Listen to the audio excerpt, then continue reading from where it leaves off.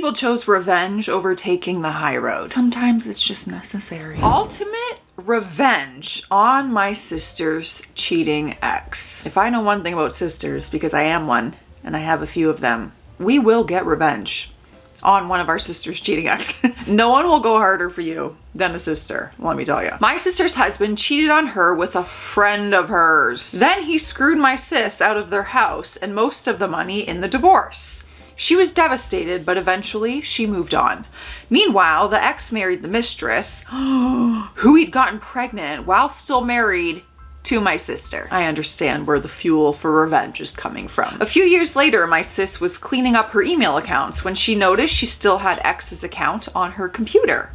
Out of curiosity, she logged in and saw that he had received an automated email from Ashley Madison saying his account is now active. Remember that website? It's where married people cheat on their spouses. Yeah, if you didn't know what it was, that's what it is. Also, watch the documentary about the Ashley Madison website when someone hacked and leaked all the people on there, and there was like celebrity names on there. She went on Ashley Madison, and sure enough, he had an account. Lesson: always change your email passwords after a divorce. LOL. When she told me, I had the most devious idea. I created a fake Ashley Madison account pretending I was a very attractive married woman in the city who wanted to cheat. I sent him a wink, he bit, and we began talking and then planning on getting together for sexy time. He got very graphic in what he wanted to do and how his wife never wanted to put out. He also included a lot of detail about his life, his job, negative comments about his wife, stuff only he could know. I strung him along for weeks. We exchanged well over 100 messages. Finally, we made plans to get together at a motel near his house. Of course, nobody showed up, but I sent him a message late that night thanking him for the fantastic sex. Then I printed out the entire message exchange and sent it to his wife's office. She obviously bought it. He was livid and sent angry messages to my fake account, but I convinced him that my husband had somehow broken into my account and that's who mailed it to her. He believed me. She left him, got the house, and full custody of their kid and alimony. This was years ago, and he's never remarried and still lives in a crappy apartment and has no idea who did this to him. No regrets. I was not expecting the revenge to be that big. And you know what? I would do the same thing for my sister, so. My math teacher wanted me to fail, so I requested an agent from the government to oversee the final exam. Who? Quick note, this did not happen in the USA, so that's why I added a lot of context in some places. So, in middle school, I had a D-head, we'll say, of a math teacher. His way of teaching was really obsolete. First, he didn't score by solving the math problems correctly per se, but instead he scored based on solving the problems the way he wanted us to solve it, saying, solve this using X method. It didn't matter to him if we reached the correct answer using a better and also correct method. Second, he also accounted into final score the notes that we've taken. He wanted us to write the titles in red, the problems in blue, and the answers in black. And third, don't you dare not write each number in each notebook square. Yeah, you already lost me. I went to summer school for math in high school because my teacher said that I would have failed, but if I went to summer school, she would give me a 50 to let me at least pass the class. But then I had to sign up for Sunday school, and I did. Sunday school. Clearly I need to go back to summer school. I came out with a 76, so terrible at math though. Well, with that background, I was kind of messy in taking my notes, but I did it in a way I understood perfectly, and on each test, I got every answer right. Maybe besides 1 or 2 tests around the year, nobody is perfect, but Mr. D-Head started taking points for things like not using the method he asked, not being organized, meaning not using the colors he wanted for each part, not expanding my process, writing fast calculations like sums or subtraction. We literally needed to write 2 plus 2 equals 4 and nitpicks like that. So at the end of the year, last year of middle school, he failed me. In here, when we fail a subject, we need to do a special exam, but that also means that you cannot sign into any high school you got accepted to. What? Here, usually the best high schools are the public ones or run by universities, and you have to send submissions to each one. Why? Because getting into these means you most likely get directly into some of the best universities, and here, no need for submissions as long as you get a good grade in them. They are also public, some run by the government, some other are autonomous from the system/government, but all are free, and graduating from these gives you the best job offers. It's hard to keep up with your system, to be honest. So he more or less screwed my acceptances, and not any acceptances.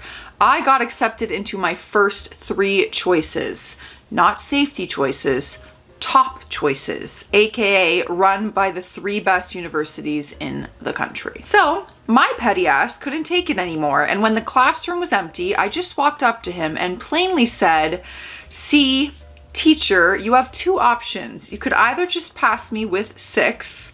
Here the system rates from 1 to 10, being 6 the minimum passing score. Or I could do the special exam and you will have to eat your pride and score me a 10 because I know that I will pass it with a 10.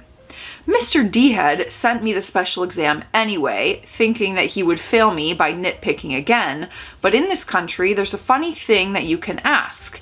You'll see when you have to do this exam, you can ask for a government agent, say a teacher sent by the government branch that takes care of the education system, to oversee and score independently the special exam.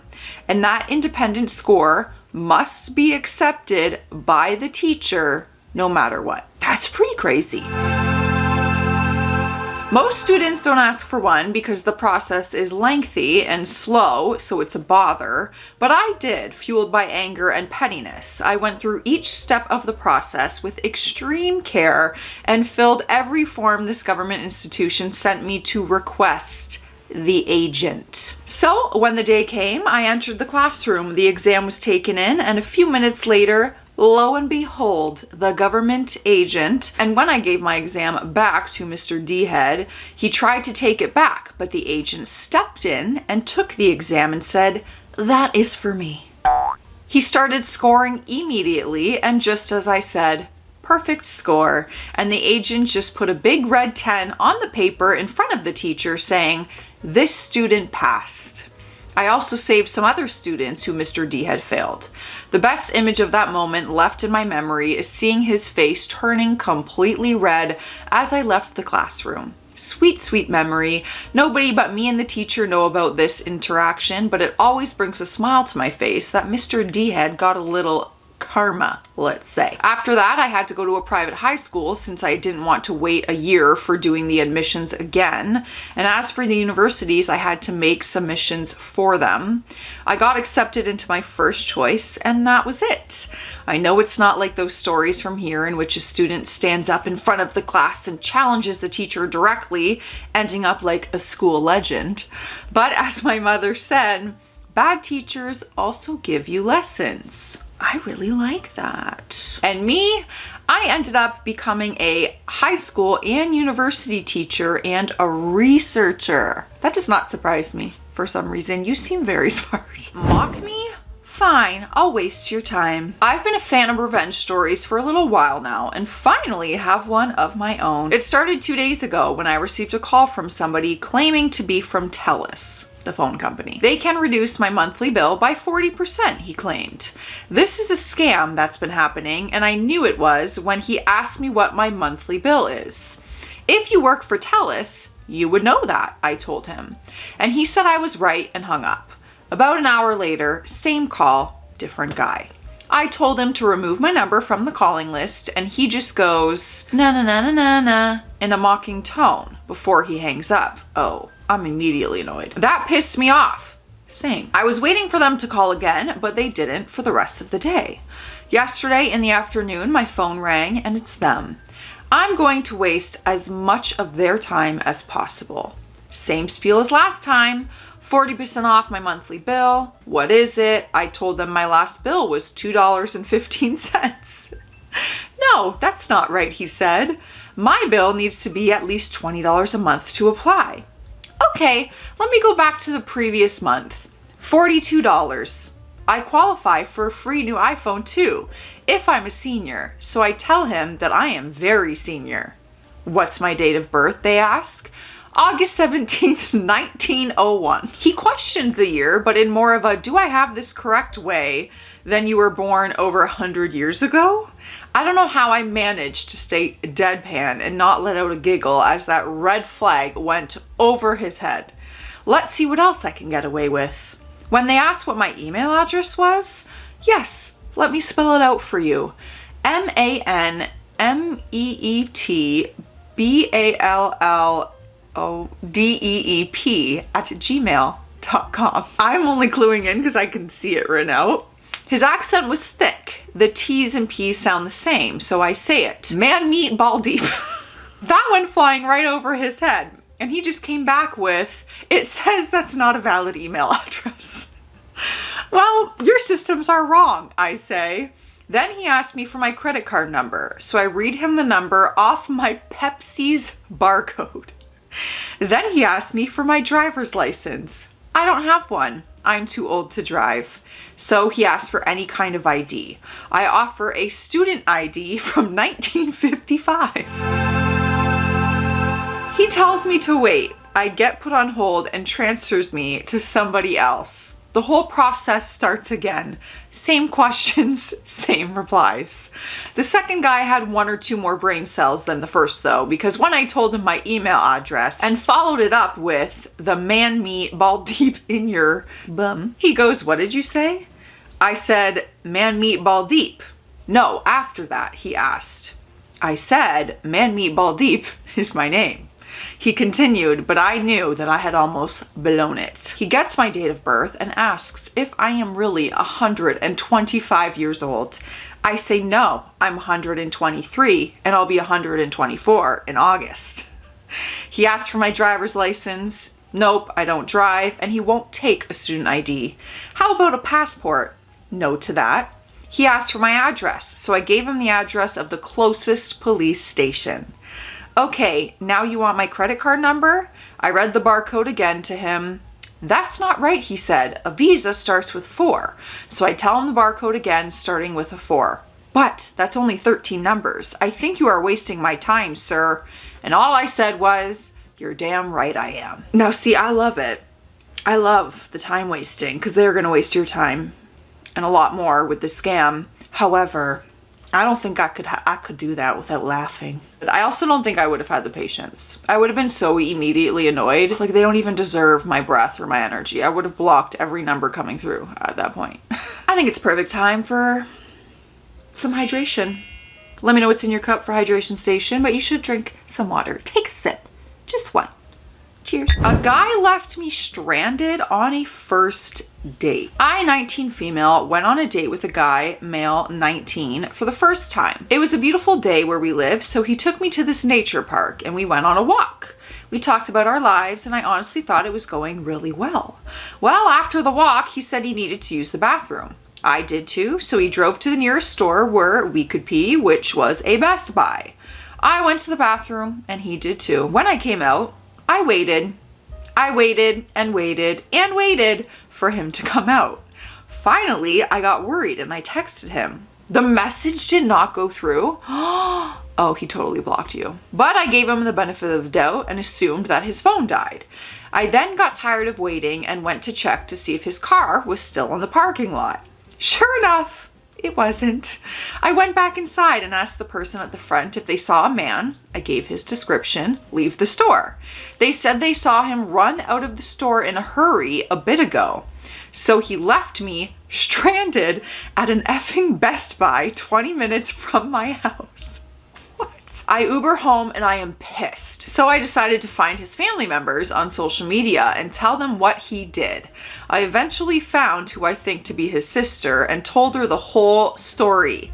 She assured I would get my things back, as some were still in his car, and even offered to reimburse me for the Uber. What a saint. Some may think I'm crazy, but when one goes low, I go lower. I got my things back and they were clearly thrown in my yard, out of his window. Someone was mad that their family knows what a POS they are. This is how he left my things. Oh my God, there's a picture. Clearly he just threw it outside his window. Oh yeah, a sweater it looks like, maybe something else, and your water tumbler. Oh, for sure, he pulled up and he probably didn't even stop the car. I was nice, attentive, and respectful the whole date. I looked like my photos, I dressed nicely, and I had good hygiene. And regardless of any of that, the only excuse to just ditch someone at a store in the middle of a date as if they were being verbally or physically abusive.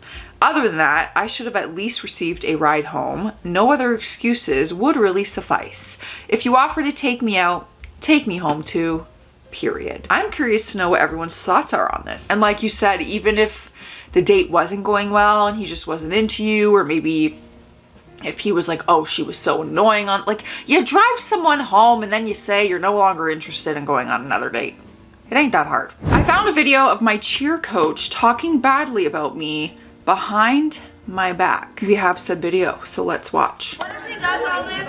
What does she do? She does this and then it just pans out and then it's like really bad. I think she should focus on drawing. I mean, that's not sexual love. That's her thing. She needs to draw. I need her dates. Okay, I had to watch that twice, to be honest, because it's hard to hear what's being said over all the people talking. What is so special about this video is that this is at nationals. I didn't attend since I wasn't on the team that was picked to go.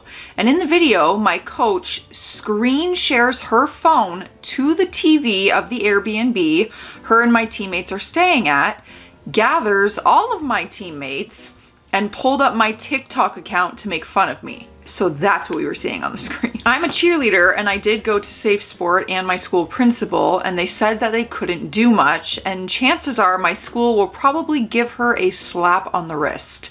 I was thinking of maybe posting it on social media to spread awareness, because if she had the guts to do this to me, she's probably done it to other athletes. But the problem is, I don't know if I should. I'm a collegiate cheerleader, so if this gets out, I might get in trouble with my cheer team because I'm supposed to be a role model.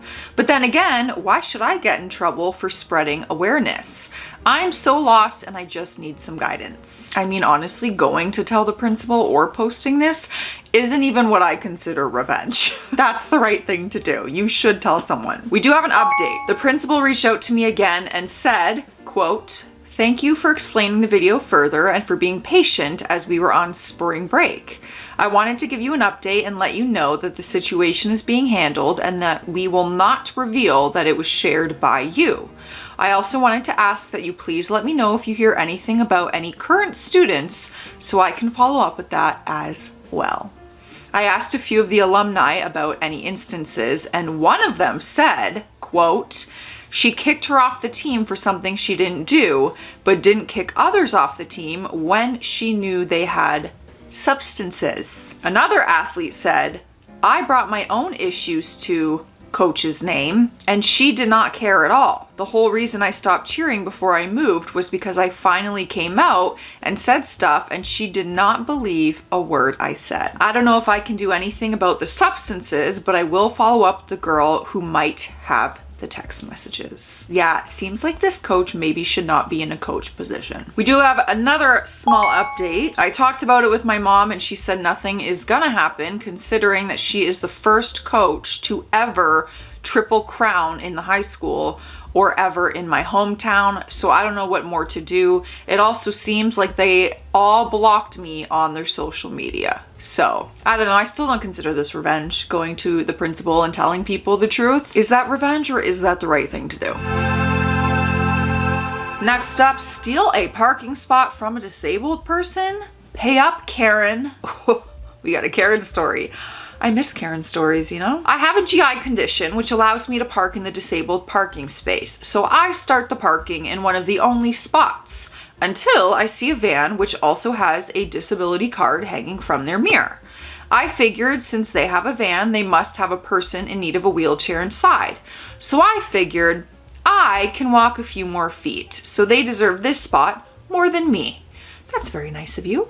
I started backing out of my car when all of a sudden, enter entitled Karen. As I backed out to give the van space to park, a woman in a pristine Cadillac sedan without a disabled parking place card whips in between my car and the van to park in the disabled parking spot. The audacity! Both the driver in that van and I were pissed.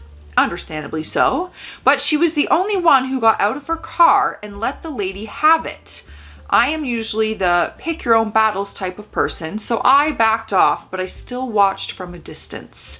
Karen starts going off on her, probably projecting. I couldn't hear everything that was being said, but knew no matter what it was, you couldn't defend her actions. I noticed that on her bumper was a Canadian license plate. No, it's a Canadian Karen. We live in Florida. This will come into play a little bit later, but at the time I thought it was funny given the fact that people stereotype Canadians as being overly friendly, which was the polar opposite of this lady's demeanor. I swear we're nice, but not everyone is. So Canadian Karen storms off inside to do her shopping or whatever, and the van lady picks up her phone and starts calling someone, probably the police. I wanted to tell her that she'd be better off getting an employee because it would take a long time for dispatch to send someone here, since honestly our PD is usually lazy as hail. And Karen would already have been gone by then. But very strangely enough, it didn't even take more than 5 minutes for one of the patrol units to show up. Karen didn't even arrive back at her car until a few minutes after that cop showed up. This time I was outside giving the police officer my side of the story, considering I was a witness.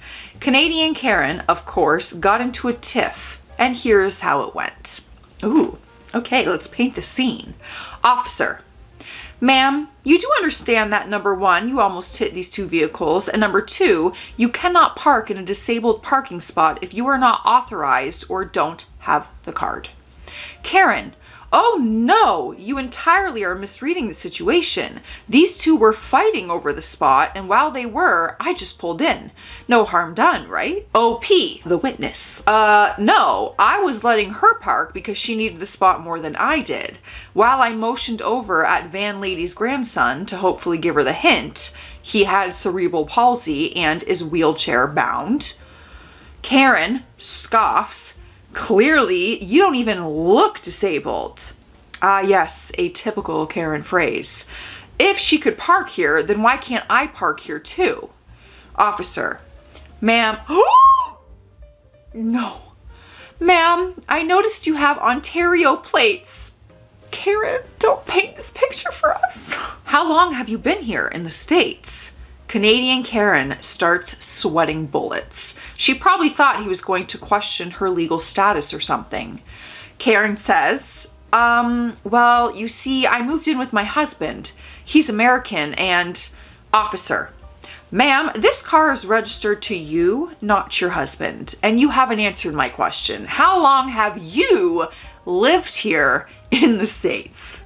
Karen: oh, about a year. Big mistake. Officer says, ma'am, you understand that according to Florida law, any non-US citizen living in the state longer than a 6-month period must register their vehicle within 10 days of entering the country, correct? If Karen's jaw dropped any lower at that moment, it would have fallen off. I'm afraid I will have to write you up on a $500 fine for inability to register within 10 days of entry, and additionally a $250 fine for unauthorized parking in a disability parking space. When they handed Canadian Karen her ticket, she snatched it out of his hand and stormed back into her car, still angry, but now more embarrassed. Before I left the scene to finally go shopping, I went up to the van lady and asked her if she needed any help. She said she was all right and thanked me. I told her it was amazing how quickly the cops showed up, and she said that she laid this on me. Apparently, she didn't call 911. She called her son, who was the police chief in our town, who just so happened to be her grandson's, the boy with cerebral palsy. I'm saying that weird. Father. What are the odds of that? As a mom who has a son on the spectrum, I know this more than anything. Hell hath no fury like a parent when their child with special needs is mistreated. Once he heard that this batshite crazy lady stole a parking spot from his own son who needed that spot and wasn't able to defend himself, he immediately had a squad car sent out to hopefully de-escalate the situation, and our police station was just up the road. Luckily, once Karen left with a $750 a-hole tax in tow, van lady and her grandson were able to park in the spot and continue on with their day, and me with mine. Moral of the story, don't create drama if you don't want karma. There is a slogan. Words to live by. Also, we're not all like that, okay? I swear, I would never park in one of those spots. Love me. I'm a nice Canadian. All right, let me know your thoughts down in the comments. I'll see you in the comment section. Stay classy out there. Stay sassy. And remember, if you don't want drama, that's not true. That's not what it was. What is it? Don't create drama if you don't want karma. I gotta remember that.